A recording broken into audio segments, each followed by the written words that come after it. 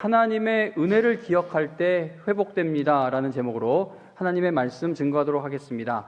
사무엘 하 15장에 보면 다윗의 아들인 압살롬이 반란을 일으켜서 다윗이 예루살렘을 급히 떠나 도망을 하는 슬픈 사건이 기록이 되어 있습니다. 오늘 우리가 살펴볼 시편 3편은 바로 다윗이 압살롬의 반란을 피해 도망하던 때에 지은 시입니다. 그래서 이 시편 3편 말씀이 기록된 배경은 사무엘 하 15장에 기록되어 있는 압살롬 반란 사건이 일어났던 그때라는 것이죠. 다윗은 큰 위기와 고난 가운데 있을 때 시편 3편을 기록했다는 겁니다. 그러므로 시편 3편을 읽을 때 당시 다윗이 처한 상황 속에서 그의 마음이 어떠했을지를 헤아려 볼 필요가 있습니다. 한 나라의 왕에게 일어날 수 있는 가장 힘들고 비참한 일 중에 하나는 반역일 것입니다. 그래서 대하 드라마나 아니면 우리나라 역사를 배경으로 한 영화나 이런 걸 보면 어떤 그 반란을 주제로 한 영화나 드라마가 꽤 많은데 그런 이야기들을 보면 왕이 너무나 고통스러워하는 그런 모습을 연기자가 연기합니다. 자신을 따르던 신하들과 백성들이 어느 날 배신하여 자신을 향해 칼을 겨누는 일을 당하는 것은 참 두렵고 고통스러운 일이라는 것이죠. 그런데 다윗에게 그 일이 일어나게 됩니다. 신하에게 당하는 반역도 너무나 고통스러울 텐데 다윗은 자기의 친아들이 일으킨 반역을 당했으니 그의 마음이 얼마나 괴로웠겠습니까? 믿었던 사람 또는 내가 정말 사랑하는 사람에게 배신당한다는 것은 이 몸과 마음이 다 무너지는 고통스러운 일입니다. 다윗은 너무나도 괴로웠습니다. 그래서 사무엘하 15장 30절에 보면은요, 아들의 반역을 피해 도피하던 다윗의 모습을 이렇게 기록합니다. 제가 읽어드릴게요. 다윗이 감난산 길로 올라갈 때에, 이제 아들의 반역을 피해 도망을 가는 겁니다. 그 산길로 올라갈 때에 그의 머리를 그가 가리고 맨발로 울며 가고 그와 함께 가는 모든 백성들도 각각 자기의 머리를 가리고 울며 올라갔다라고 말씀합니다. 아들이 일으킨 그 반역을 피해서 급히 도망가는 다윗이 그의 머리를 가리고 맨발로 울면서 올라갔다라는 것은 그가 당하는 두려움과 고통이 얼마나 컸는지를 보여주는 모습입니다. 머리를 가리고 맨발로 울면서 그 산길을 올라가던 다윗의 심정이 어떠했는지 오늘 본문 1절과 2절에 잘 나타나 있습니다. 성경을 한번 펴서 시편 3편 1절과 2절 말씀을 함께 읽어보겠습니다. 시편 3편 1절 2절 제가 읽어드렸지만 다시 한번 한 목소리로 읽어보겠습니다. 1절 2절 함께 읽습니다. 시작. 여호와여 나의 대적이 어찌 그리 많은지요. 일어나 나를 치는 자가 많으니이다. 많은 사람이 나를 대적하여 말하기를 그는 하나님께 구원을 받지 못한다 하나이다. 아멘. 자, 지금 읽은 이 1절 2절을 보시면은요, 많다라는 표현이 3번이나 반복됩니다. 나의 대적이 어찌 그리 많은지요. 나를 치는 자가 많으니이다. 많은 사람이 나를 대적해서 말하기를. 이 짧은 두 구절에 많다라는 표현이 3번이나 반복되고 있는 것을 보면 당시 다윗이 자신이 당하고 있던 문제를 얼마나 크게 보고 있었고 또 자신을 대적하는 사람들이 얼마나 많게 보였는지를 알 수 있습니다. 저는 이런 말씀을 읽을 때면 위로가 되는 부분이 있는 것이 다윗과 같은 사람도 정말 이 위기를 만났을 때 마음이 무너졌구나. 오늘날 우리만 그러는 것이 아니라 믿음의 사람들도 인생의 위기 앞에서 힘들었고 울었고 어찌할 바를 몰랐구나. 그런 생각을 하면서 위로가 됩니다. 그래서 이 1절 2절에 보면 다 안 좋은 일들이 많다. 그러니까 지금 일어나고 있는 일들이 다윗에게는 감당할 수 없을 만큼 많게 크게 보였다는 겁니다. 우리도 큰 위기와 문제와 고난 앞에서 다윗과 같은 심정일 때가 있습니다. 내가 당하고 있는 문제와 위기가 하나님보다 더 크게 보이고 내가 겪고 있는 문제와 고난이 하나님께서 나에게 베풀어 주시는 은혜보다 더 많게 보일 때가 있다는 겁니다. 이렇게 견디기 힘든 고난 중에 있던 다윗은 하나님께 자신이 처한 위기의 상황을 다 말씀드리면서, 그리고 대적들이 조롱하고 비난하는 말에 대해서도 다 말씀드리면서 하나님 앞에 나아가게 됩니다. 대적들은 다윗이 하나님께 구원을 받지 못한다라고 말하며 다윗을 조롱했습니다. 1절과 2절을 보면은요, 다윗은 너무나도 답답한 자신의 상황과 마음을 하나님께 다 말씀을 드리고 있는 겁니다. 아주 짧게 간단히 말하자면 다윗은 하나님께 기도했다는 것이죠. 그런데 다윗의 기도를 보면은요, 다윗은 문제 해결을 간구하는 것부터 시작하지 않습니다. 지금 1절과 2절처럼 이런 일이 많고 저런 일이 많고 또 이게 많아요, 죽겠어요 라고 하면 3절에서는 이거 얼른 좀 해결해 주세요, 하나님 좀 풀어주세요, 열어주세요, 그렇게 해야 할 텐데, 이어지는 말씀을 보면은 그러질 않아요. 방금 읽은 본문을 보면 1절, 2절 보면 다윗은 자기의 위기의 상황을 하나님께 다 말씀을 드리죠. 그리고 이어서 지난날을 되돌아보며 하나님을 찬양하기 시작합니다. 3절 말씀을 함께 읽겠습니다. 시편 3편 3절 말씀을 함께 읽습니다. 시작. 여호와여, 주는 나의 방패시요 나의 영광이시요 나의 머리를 드시는 자이시니이다. 아멘. 지금 읽은 말씀을 보면 다윗이 하나님을 찬양하면서 지금 어떤 고백을 가장 먼저 하고 있습니까? 여호와는 나의 방패이십니다 라는 고백을 가장 먼저 하고 있습니다. 다윗의 이 고백은요, 그냥 책상 위에서, 책에서 배워서 따라하고 있는 그런 고백이 아닙니다. 다윗은 지난날에, 과거에, 지금까지 자신이 직접 경험한 하나님의 놀라운 은혜를 기억하며 이 고백을 하고 있는 겁니다. 다윗이 지금까지 살아오면서 경험했던 일들을 한번 떠올려 보시기 바랍니다. 아마 다윗은 자신의 어린 시절 들에서 양을 치는 목동이었을 때 사자와 곰에게서 자신을 건져주시고 양떼를 지키게 해주셨던 그 방패 되어주신 하나님, 자신이 사울 왕의 군대를 이끌며 수많은 전쟁에 나갔을 때 자신을 보호해 주셨을 뿐 아니라 승리케 해주셨던 그 방패 되시는 하나님, 사울 왕이 자신을 죽이려고 군사를 이끌고 끈질기게 추격해 올 때 사울의 손에서 자신을 지켜주셨던 그 방패 되신 하나님을 기억하며 찬양했을 것이 분명해 보입니다. 여호와는 나의 방패이십니다 라고 간증한 다윗이 이어서 어떤 고백을 하는지 3절 뒷부분을 보면요, 다윗은 여호와는 나의 영광이시며 나의 머리를 드시는 분이십니다 라고 고백을 합니다. 다윗이 하나님을 나의 영광이시고 나의 머리를 드시는 분이라고 고백하는 말씀에서 우리는 미천한 목동이었던 다윗을 이스라엘의 왕으로 높여주신 하나님의 은혜를 떠올려 보게 됩니다. 근데 우리만 그 은혜를 떠올린 것이 아니라 다윗도 그 은혜를 떠올리며 이 이야기를 했을 것 같아요. 다윗도 아마 하나님께서 자신을 높여주신 그 과거의 은혜를 기억하며 이러한 표현으로 하나님을 찬양하고 있는 것으로 보인다는 겁니다. 이어지는 4절을 보면은요, 다윗이 지난날에 어떤 은혜를 기억하며 하나님을 찬양하는지를 알 수가 있는데 4절도 함께 읽겠습니다. 시편 3편 4절을 함께 읽겠습니다. 시작. 내가 나의 목소리로 여호와께 부르짖으니 그의 성산에서 응답하시는도다. 아멘.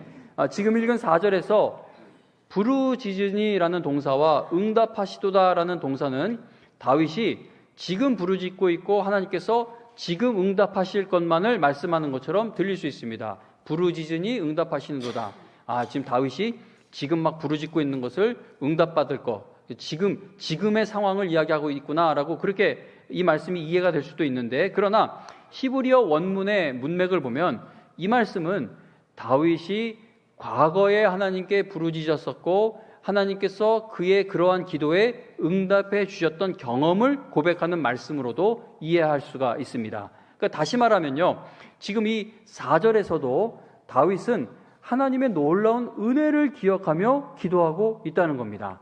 다윗은 지난날을 되돌아보며 자신이 부르짖었을 때 응답해 주셨던 하나님의 은혜를 기억해 내므로써 너무나도 고통스러운 그 현실 속에서도 하나님을 찬양할 수 있게 된 것이죠.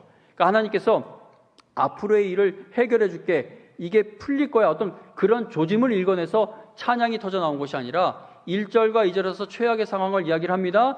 그리고 힘을 내서 찬양이 터져 나온 것이 하나님은 지금까지 나를 이렇게 인도하셨다. 나는 하나님께 이런 은혜를 입은 자다. 그러니까 내가 받은 은혜를 기억하니 앞으로의 일은 어찌 될지 몰라도 지금 찬양하고 기도할 수 있는 힘을 되찾을 수 있게 되었다는 겁니다. 전도서 7장 14절에 보면 형통한 날에는 기뻐하고, 그리고 이렇게 말씀하죠. 곤고한 날에는 되돌아보라고 말씀합니다. 전도서의 이 말씀처럼 다윗은 인생의 큰 위기와 문제 앞에서, 다시 말하면 인생의 가장 곤고한 날에 과거를 되돌아보고 있었던 겁니다. 다윗은 지나온 삶을 되돌아보면서 지금까지 나에게 방패가 되어주신 하나님, 미천한 내 자신을 높여주셨던 하나님, 그리고 자신의 부르짖는 기도에 응답해 주셨던 하나님을 기억하며 먼저 하나님을 찬양하게 되었습니다. 성도님 여러분, 우리도 인생의 큰 위기와 문제를 만났을 때 문제 해결만을 위해 간구하기 전에 다윗처럼 하나님께서 지금까지 베풀어 주신 은혜를 먼저 되돌아볼 수 있기를 바랍니다. 그러니까 지금 문제가 없어도 오늘 은혜 받는 게 왜 중요하겠어요? 예배 시간에 이렇게 큰 은혜를 받으면 뭐 다음 주, 다음 달, 몇 년 후 어떤 큰 어려움이 닥쳤을 때 그때 예배 시간에 만나줬던 하나님, 나에게 그 감격을 주셨던 하나님, 나에게 평안을 주셨던 하나님, 그 은혜 받은 날들을 떠올리게 될 때 현재의 고난을 이겨낼 힘을 얻을 수 있기 때문입니다. 그래서 신앙의 선순환, 악순환이 있다면 신앙의 선순환이 이루어지기 위해서는 받은 은혜를 깨달을 줄 알아야 하고 받은 은혜를 기억해낼 줄 알아야 하는 것입니다. 지금 그 원로 목사님의 탄자니아 사역이 정말 믿기 힘들 정도로 진행되고 있습니다. 근데 이 사역이 어떻게 시작되었는지 여러분 잘 아시지 않습니까?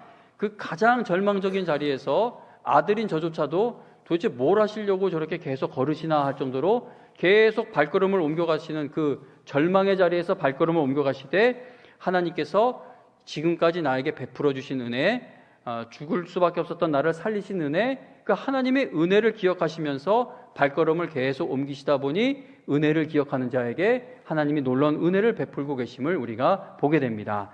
지난 주일에 영광교회를 방문하신 우리 황삼순 선교사님, 최인필 선교사님과 오늘도 오셨지만요, 제가 지난주 잠깐 대화를 나눴습니다. 뭐 한 1, 2분이나 대화를 나눴을까요? 정말 짧게 대화를 나눴는데 제가 정말 큰 위로를 받았습니다.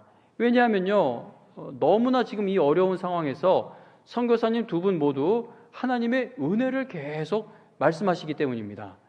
물론 우리 최인필 목사님 선교편지 보내실 때 우리의 부족함으로 어떤 어려움이 있고 또 어떤 난관이 있고 그런 것을 말씀해 주시는데, 제가 목사님 사모님이랑 이렇게 대화를 나눌 때 늘 큰 격려를 받고 위로를 받는 것이, 저 같으면 은혜를 말할 게 없을 것 같은데 하나님의 은혜를 늘 찾아내시더라고요. 여기까지, 이 자리에까지 하나님의 다 은혜입니다, 은혜입니다 라고 그렇게 고백을 하세요. 그러니 우리가 볼 땐 어려움이 잔뜩 가득 쌓여 있는 자리에서도 하나님이 행하실 일에 대한 기대를 가지시고 간증이 있으시고 또 기도의 힘을 잃지 않으실 수 있는 줄로 압니다. 하나님께서 베푸신 은혜를 기억하면 지금도 하나님께서 베풀고 계시는 은혜를 발견하는 눈이 열리게 됩니다.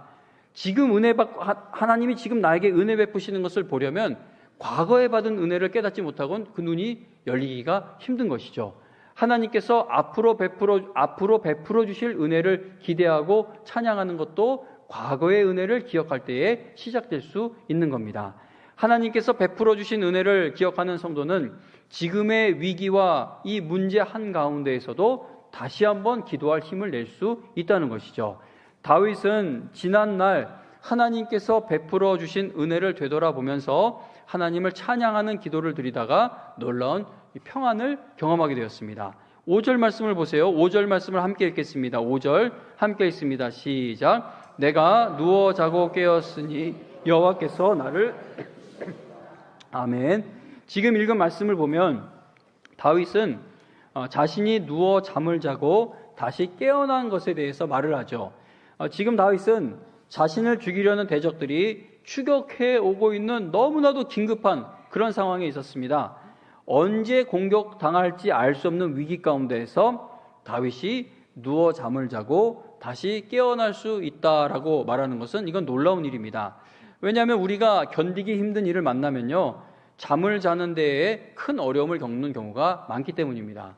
어떤 일이 계속 마음을 누르면 자다가도 새벽에 깨고 막 식은땀이 나고 잠도 잘 오지 않고 졸린데 머리는 멍하고 이게 평안이 없어요. 근데 내가 누워 자고 깨었다라고 하는 걸 보면 견디기 힘든 일을 만났는데도 마음에 평안이 있었던 겁니다. 지난날 하나님께서 베풀어 주신 은혜를 기억하며 하나님을 찬양하던 다윗은 하나님이 나를 붙들어 주신다라는 그 믿음으로 누워 자고 다시 깨어날 수 있게 되었다는 것이죠. 참된 평안은 환경이 주는 것이 아니라 하나님께서 주시는 것입니다. 지난날 하나님께서 베풀어 주신 은혜를 기억하는 자에게 임하는 이 놀라운 평안을 여러분도 일생 누리며 살아가실 수 있기를 바랍니다. 이 교회가 정말 큰 위기 가운데 있을 때 예배당에 나와서 처음에 나올 땐 절망, 부정적인 마음이 가득해서 나와 울죠. 근데 이게 이 자리에 나와서 펑펑 울면서 기도하다 보면 그래 이 자리가 원래 이렇게 눈물샘이 터지는 말씀과 기도가 충만했던 자리다. 그러니까 하나님이 그때 우리 힘으로 된 게 아니라 하나님이 역사해 주셨던 날들이다 라고 생각을 하니 그러면 하나님이 또 한 번 역사해 주시면 가능한 일이다. 그래서 늘 사람의 힘으로 울며 나왔다가 하나님이 주시는 위로의 힘을 얻어 울고 다시 힘을 내서 여기까지 여러분과 제가 올 수 있었던 것 아니겠습니까? 성도님 여러분, 우리 하나님께서 주실 은혜를 구하는 것도 참 중요하지만 지금까지 받은 은혜도 늘 기억하며 감사가 끊이지 않는 신앙이 될 수 있기를 바랍니다. 다윗이 지난날 하나님께서 베풀어 주신 은혜를 기억하였을 때 최악의 상황에서도 하나님을 찬양할 수 있는 힘을 낼 수 있게 되었습니다. 그리고 다윗에게 일어난 또 하나 놀라운 변화가 있는데 담대한 마음을 얻게 된 겁니다. 6절을 함께 읽어보겠습니다. 6절 말씀 함께 읽습니다. 시작. 천만인이 나를 에워싸 진친다 하여도 나는 두려워하지 아니하리이다. 아멘. 성도님 여러분, 지금 다윗이 처해 있는 그 상황, 다윗이 지금 절망적인 상황에 있다라는 것을 생각해 볼 때 6절 말씀의 이 고백은 너무나 놀랍죠. 다윗이 과거를 되돌아보며 하나님께서 그에게 베풀어 주신 은혜를 기억하고 하나님을 찬양하였을 때 천만인이 나를 에워싸 진을 쳐도 나는 두려워하지 않겠다라는 이 고백을 할 수 있는 담대함을 얻게 된 것입니다.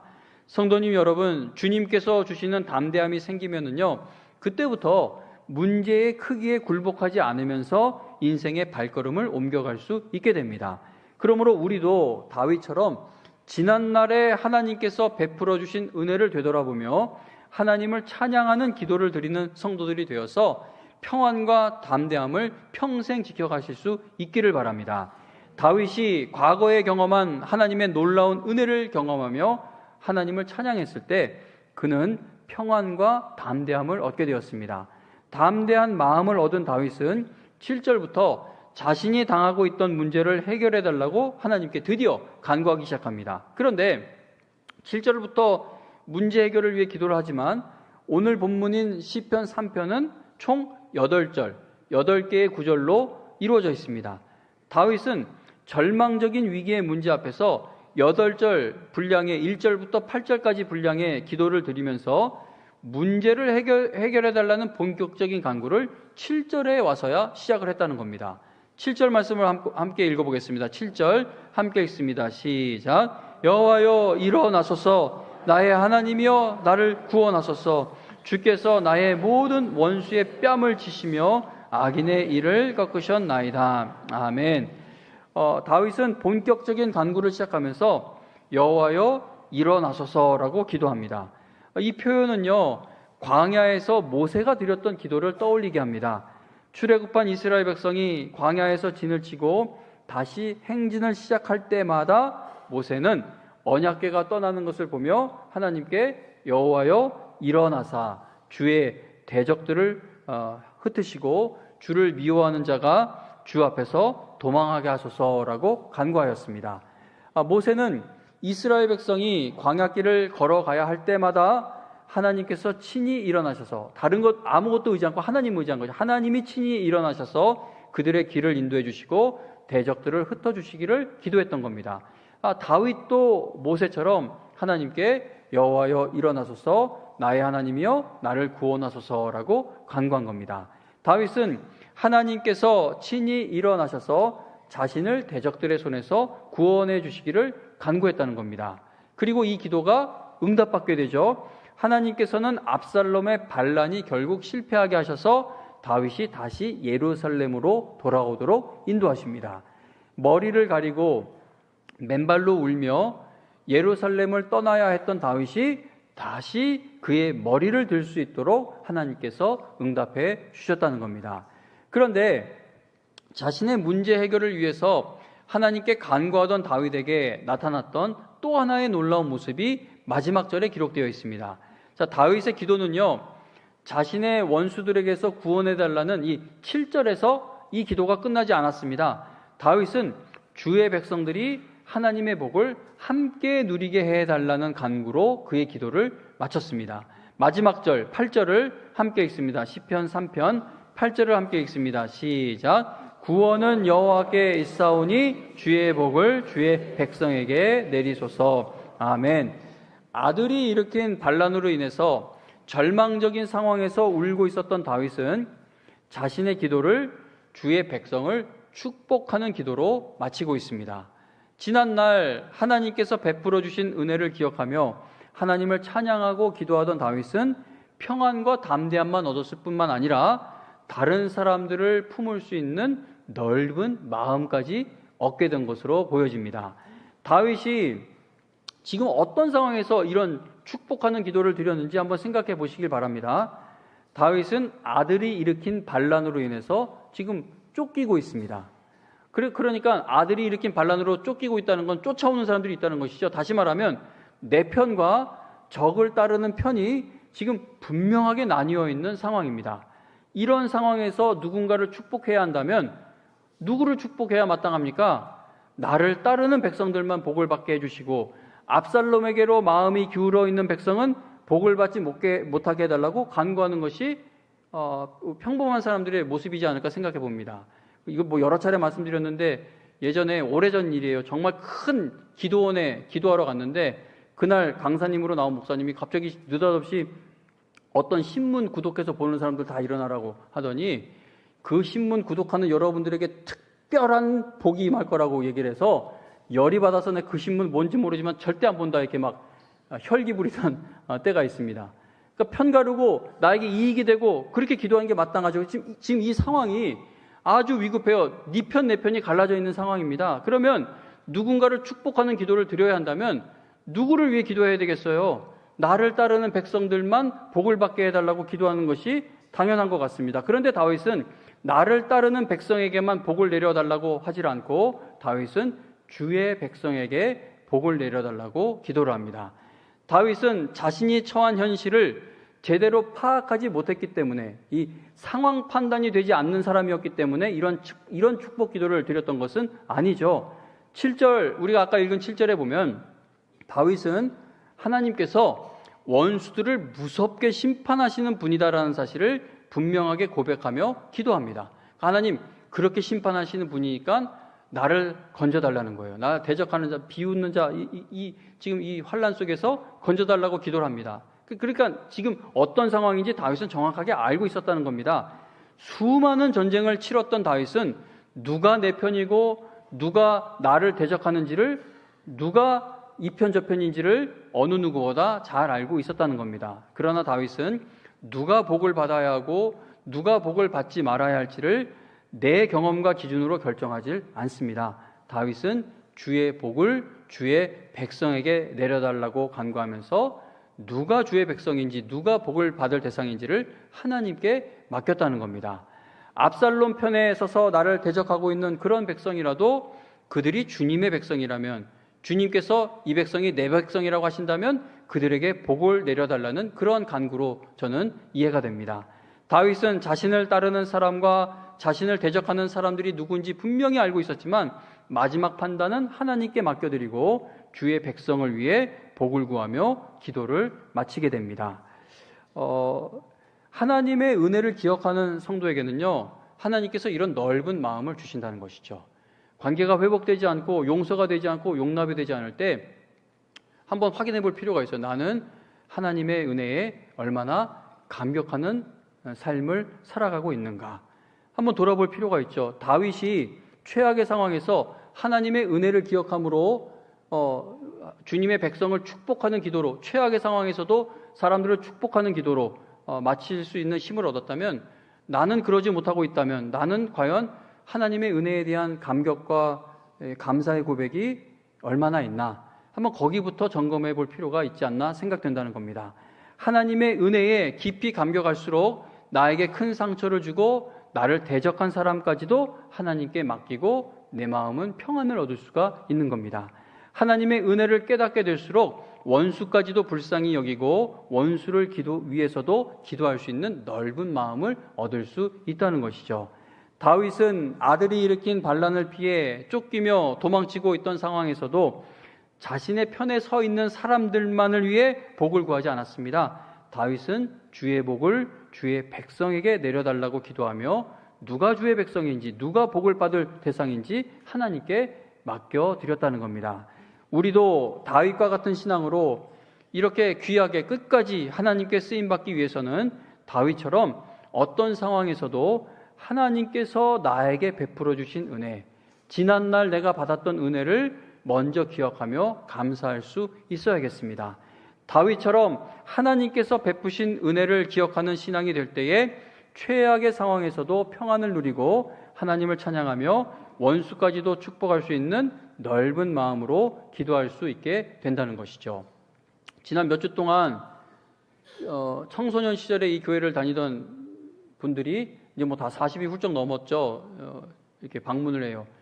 와서 보면서 울컥울컥 하더라고요. 그리고 또 엊그제 만난 분도 교회 좀 보여달라고 해서 불 켜졌더니 사진을 찍고 하면서 이 자리에서 어떤 은혜 받는 자리가 있었는지 그 이야기를 하더라고요. 감격스러운 거예요. 하나님이 주셨던 은혜를 기억할 때. 성도님 여러분, 우리가 하나님의 은혜를 잊으면 안 되겠습니다. 그러니까 하나님의 은혜를 잊는 순간부터 그 신앙의 힘을 잃어요. 기도의 힘도 잃고 하나님이 베푸신 은혜를 기억하지 못하는데 베풀어 주실 은혜를 어떻게 기대할 수 있겠습니까? 맥주 감사절 때마다 제가 드리는 말씀이지만 또 말씀드립니다. 맥주 감사절이 성경에서 어떤 절기였는지를 우리가 자세히 알지 못한다 하더라도, 복잡하잖아요. 무슨 뭐 오순절, 칠칠절, 초막절 이거 막 계산해가지고 뭐로부터 49일, 50일째 되는 게 초막절, 이 맥주절이고 맥주가 볼이냐 밀이냐 막 너무 복잡해요. 근데 이걸 다 모른다 하더라도 한 해의 절반을 보내는 이 시점에서 이렇게 감사의 절기를 지키는 것은 너무나도 유익한 일입니다. 맥주감사절은 7월 첫째 주일, 곧 한 해의 절반을 보낸 시점에 지키게 되죠. 한 해의 절반을 보낸 이 시간, 지금까지 하나님이 베풀어 주신 은혜를 우리가 돌아보면서 남은 한 해를 바라보는 아주 중요한 은혜를 받을 수 있다는 겁니다. 구약의 절기들을 보면요, 하나님께서 너희 이스라엘 백성 이 절기 꼭 지켜라 라고 하시는 그 절기들을 보면 하나님께서 베풀어 주신 은혜를 이스라엘 백성이 잊지 않도록 기억하도록 하는 중요한 기능이 있었습니다. 이스라엘 백성이 우상에게 마음을 빼앗기지 않고 자신들에게 큰 두려움을 주는 대적들을 보면서도 오직 하나님만 의지하게 되기 위해서는 하나님께서 이미 그들에게 베풀어 주신 은혜를 분명히 기억해야만 했다는 겁니다.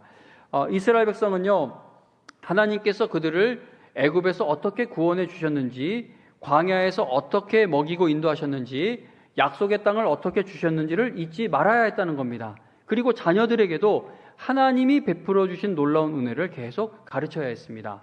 이스라엘 백성이 언제 망하고 어려움을 겪습니까? 이 사람들 돈이 없어서 망했던 거 아니에요. 그 호세아서에서 그 하나님이 얼마나 마음이 아프시면 호세아 선지자를 불러서 아주 행실이, 그러니까 막 바람 피고 막 정말 좋지 않은 여자를 아내로 데리고 와서 그 여자가 또 집 나가고 그런 아내 남편의 관계를 들어서 이스라엘 백성이 지금 이 지경이다라고 아주 무섭게 말씀하시는데, 그때 경제가 괜찮았습니다. 먹고 사는 게 괜찮았어요. 그러니까 이스라엘 백성이 망하는 건요, 절기를 지키지 않는 건요, 이 사람들이 하나님이 베푸신 은혜를 기억하지 못할 때 우상에게 마음이 빼앗기고 세상 시험 유혹에 힘없이 넘어졌다는 겁니다. 이스라엘 백성은 하나님께서 베푸신 은혜를 망각할 때 우상에게 마음을 빼앗겼고 예배의 자리도 떠나게 되었으며 받을 수 있는 은혜까지도 다 놓치게 되었다는 것이죠. 이제 잠시 후 우리가 성찬식에 참여하게 됩니다. 성찬은요, 이 성찬 예식은 우리가 어떤 은혜로 구원받았는지를 다시 생각하게 해줍니다. 우리가 어떤 일을 잘해서 구원받은 것이 아니라 예수 그리스도께서 우리를 위해 그분의 몸이 다 찢기시고 보혈을 다 쏟아주신 그 은혜, 하나님께서 그 아들을 아끼지 않고 우리에게 보내주신 은혜로 구원받았다라는 사실을 우리가 성찬식에서 기억하게 됩니다. 오늘 떡과 잔을 받으실 때 십자가에서 이미 베풀어 주신, 확실하게 베풀어 주신 그 주님의 은혜를 깊이 기억하시며 몸도 마음도 생각도 기도도 모든 것이 회복되는 시간이 되실 수 있기를 바랍니다. 하나님의 은혜를 기억함으로 다윗처럼 마음의 평안과 담대함을 얻게 되시고 다시 기도할 힘도 얻으시며 나에게 상처 준 사람까지도 용서할 수 있는 넓은 마음도 얻으실 수 있기를 바랍니다. 여러분 모두 시편 3편에 나온 다윗처럼 하나님께서 지난날 베풀어 주신 은혜를 늘 기억해내는 성도들이 되셔서 평안과 담대함과 넓은 마음으로 믿음의 승리를 이루어 가실 수 있기를 주님의 이름으로 축원합니다.